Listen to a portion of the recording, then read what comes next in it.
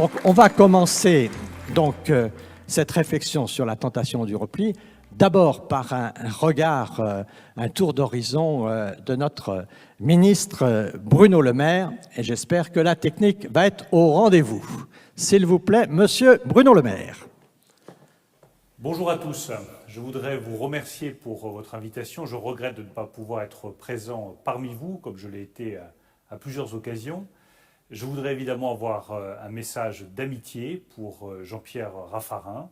Je sais toute l'énergie qu'il met dans l'organisation de ce forum et je veux lui dire toute l'importance que j'accorde à ces débats au moment où, nous le voyons, la crise du Covid-19 fait émerger un monde nouveau qui va redéfinir beaucoup des équilibres politiques et économiques auxquels nous sommes habitués. Le fait géopolitique majeur, c'est évidemment la détermination de la Chine à contester aux États-Unis son statut de première puissance mondiale. Il est donc essentiel que nous, la France, l'Europe, nous sachions comment nous voulons nous positionner face à cette rivalité entre la Chine et les États-Unis, que nous défendions nos valeurs, que nous assurions notre indépendance technologique, qui est la condition absolue de notre indépendance politique et stratégique. Ça ne sert à rien de proclamer son indépendance politique matin, midi et soir si nous dépendons des satellites américains, des avions chinois ou de l'intelligence artificielle produite à Shanghai. Permettez-moi donc de vous partager 3 convictions en ce sens. Ma première conviction, c'est que l'innovation et la recherche seront les clés de l'indépendance politique du XXIe siècle. Il n'y a plus de souveraineté politique sans souveraineté technologique. Si vous ne maîtrisez pas le calcul quantique, les ordinateurs quantiques, l'intelligence artificielle, la production d'hydrogène, vous n'êtes plus une puissance politique indépendante.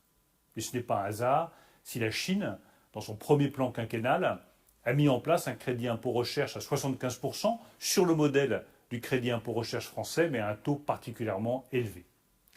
L'innovation est par ailleurs la seule arme pour réconcilier croissance économique et environnement. Si vous voulez que la protection de l'environnement ne se traduise pas par de la décroissance, il faut des solutions technologiques radicalement nouvelles, notamment sur le stockage de l'énergie. C'est pour cela que nous allons continuer à investir dans les énergies renouvelables, continuer à investir dans la recherche et le stockage de l'énergie, investir massivement sur l'hydrogène et continuer à investir sur l'énergie nucléaire, dont je pense que c'est un atout fondamental du mix énergétique français. L'innovation doit se mettre au service de la lutte contre le réchauffement climatique. Alors évidemment, cette innovation, elle n'a qu'un seul défaut, qui n'est pas négligeable pour le ministre des Finances, elle est très coûteuse. Et ce coût, il ne peut être assumé que si nous regroupons toutes nos forces en Europe. Aucun État européen ne peut investir seul 30 milliards d'euros dans le développement de l'hydrogène. Aucun État européen ne peut investir seul 30, 40 ou 50 milliards d'euros dans la maîtrise des semi-conducteurs qui sont un des éléments décisifs de la souveraineté industrielle du XXIe siècle. Mais si nous nous mettons ensemble, nous pouvons réaliser ces investissements, être indépendants en matière de semi-conducteurs, de production d'hydrogène, de batteries électriques, d'intelligence artificielle ou de cloud souverain. Ma deuxième grande conviction politique, après cette place cardinale qui doit être accordée à l'innovation, c'est que nous entrons dans le temps des empires nationaux. Il y aura, au XXIe siècle, nous le savons, 2 grands empires nationaux, la Chine et les États-Unis.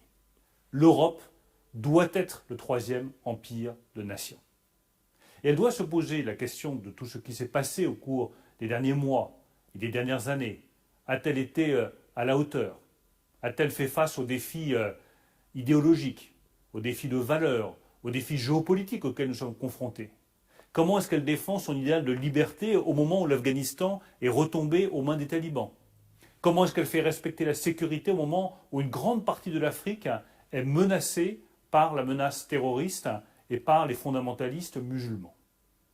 L'Europe doit pouvoir imaginer un modèle qui lui permet à la fois de lutter contre le changement climatique, garantir ses valeurs fondamentales et assurer sa sécurité. Quel est ce bon modèle? Certains disent qu'il faut aller vers une fédération européenne, dépasser la nation. Je n'y crois absolument pas. Et je pense que c'est une erreur d'imaginer qu'en Europe, on peut dépasser la nation par une fédération qui serait une sorte de nébuleuse, sans consistance politique, sans identité, sans mémoire, sans culture et donc sans avenir. Je crois à l'inverse que nous devons nous appuyer sur les nations, sur la solidarité entre les nations, sur une coopération toujours plus étroite entre les nations européennes.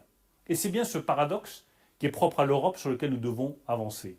Toujours plus d'intégration européenne, toujours plus de solidarité, exactement comme nous l'avons montré pendant la crise économique où nous avons été solidaires, nous avons mis en place une dette commune, mais toujours autant de nations, d'identité nationale, de respect des cultures, des langues et des mémoires des nations qui composent l'Europe.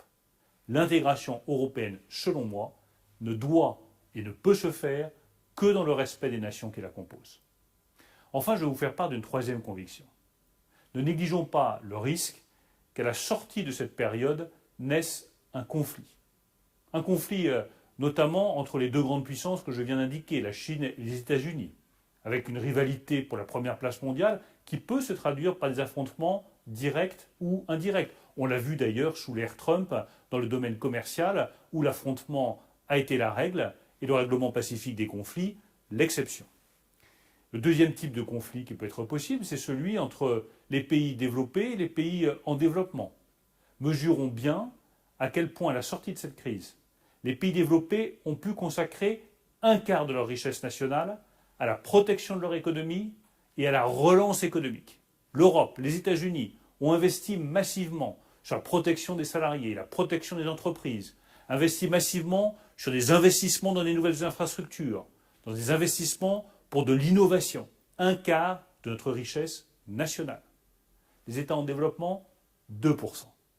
Faisons attention à ce que, de cette grande crise du Covid, ne naisse pas une grande divergence entre pays développés et pays en développement, qui se solderait par de l'instabilité politique, une menace terroriste persistante et des flux migratoires illégaux toujours plus importants. Voilà les quelques éléments que je voulais apporter au débat aujourd'hui.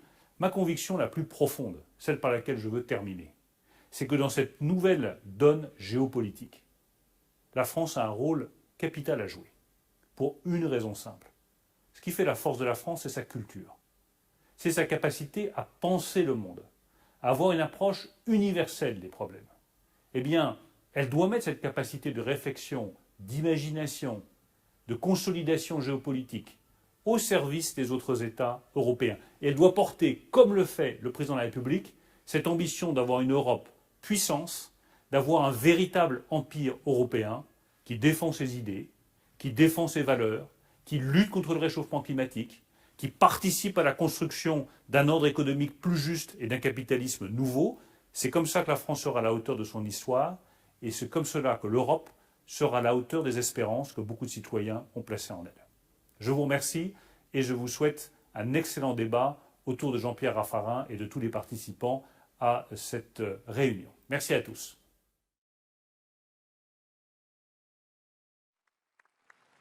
Voilà un message assez clair en 8 minutes. Hein. C'est quand même une bonne performance technique. Bon, sur le fond, 3 sujets très importants. La bataille pour l'innovation, la recherche, la souveraineté technologique. Ça, je crois que c'est quelque chose qui nous concerne tous. Et avec notamment, pour nous, y compris dans ce département, M. Fouché, la question de l'énergie et de l'énergie nucléaire, qui est posée comme l'un de nos points forts. Donc, un des sujets très importants, la maîtrise de la technologie, et notamment en matière d'énergie. Sur ce sujet, l'un des fondateurs du Futuroscope est en première ligne à Bruxelles, Thierry Breton, qui se bat pour cette souveraineté technologique. Deuxième sujet très important, le paradoxe européen. Et ça, je crois qu'il est très important de réfléchir aussi à cette question du paradoxe. Comment renforcer les nations et accélérer la solidarité?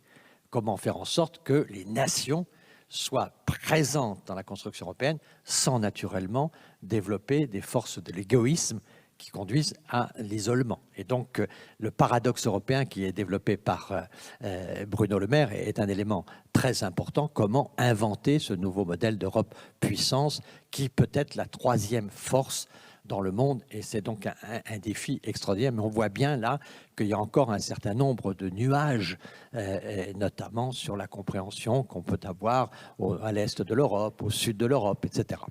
Et troisièmement, très important ce message quand même, c'est la perspective d'un conflit. Je crois qu'il faut être clair.